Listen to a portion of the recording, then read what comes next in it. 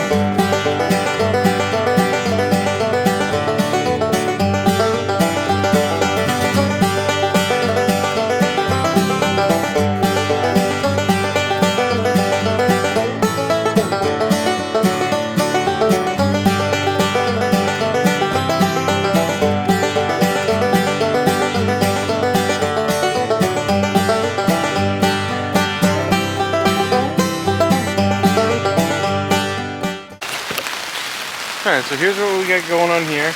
I'm going to be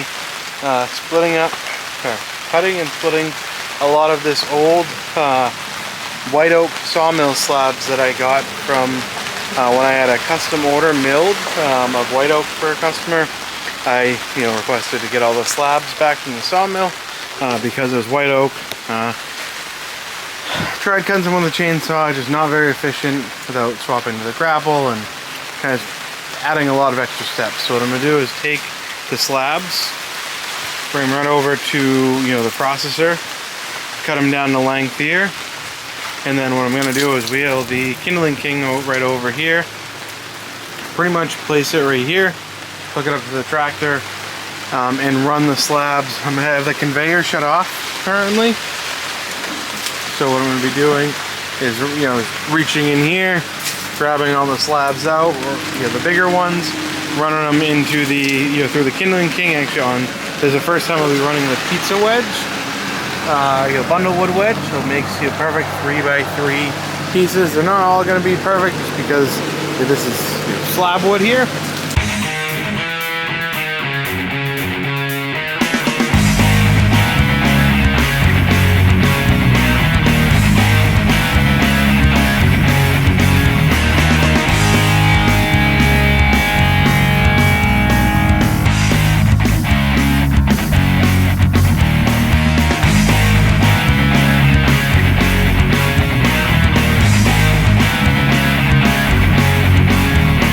Raining pretty good today for the first time actually in 30 days. We have the first day of rain. So putting a damper literally on everything. But pretty much what we're gonna do now, I got the Kindling King into place. Again, it has the pizza wedge on it here. So it's gonna make 4 pieces at a time of ideally 3x3 pieces. That are great, for smaller pieces for either bundles or pizza ovens, stuff like that. Cooking wood can be up to 16 inches. A lot of these are between 12 and 14. Some of them are up to 16 when I cut them at. So let's go ahead and get this all hooked up, get it set up, and we'll get splitting, into the pizza wood.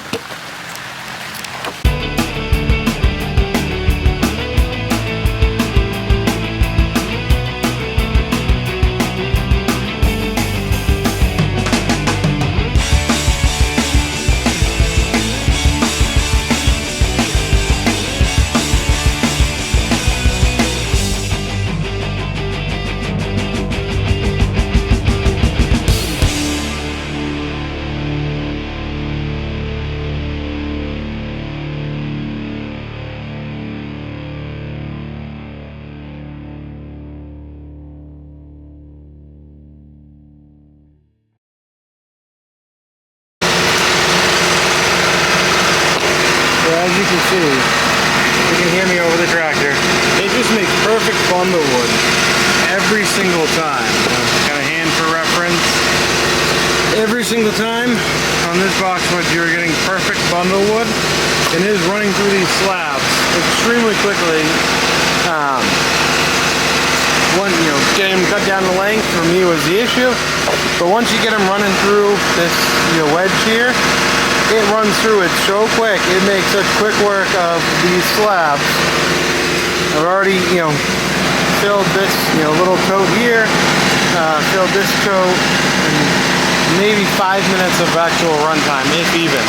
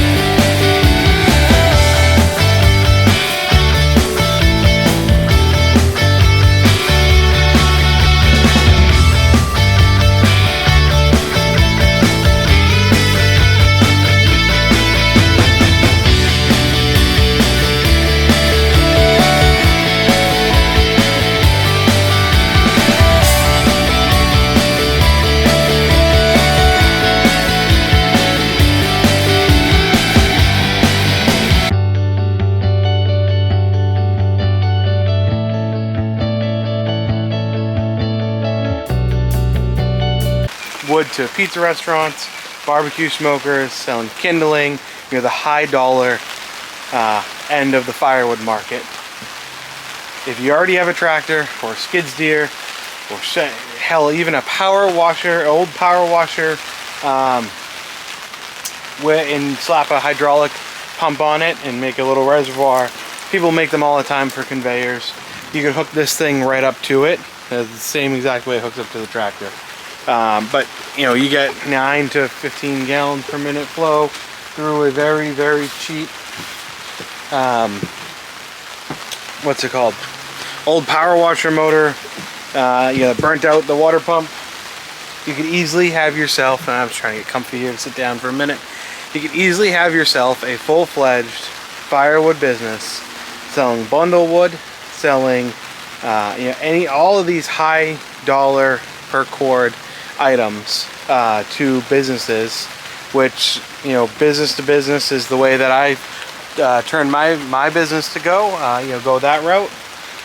You could really do very well with a $4,000, mid $4,000 range machine, brand new, making exactly what you see here. Even if you don't have small wood like I do here, you could easily find a sawmill in your area, and what majority of that wood there is slab wood. And this is from a circular sawmill, so they do make a lot less waste, I guess, and that's at least this one does. It's run by a very old school guy, doesn't waste a whole lot. These bundles he sells as 1 cord bundles of separated pine or hardwood. Sells them for $50 or so, maybe $30 for the pine bundles.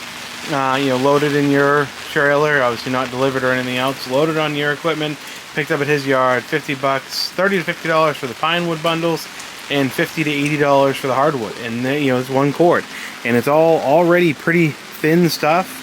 You're not dealing with with logs like this, in the 10 to 12 inch diameter range that obviously would not dry. This stuff a lot of the times is sold as seasoned wood.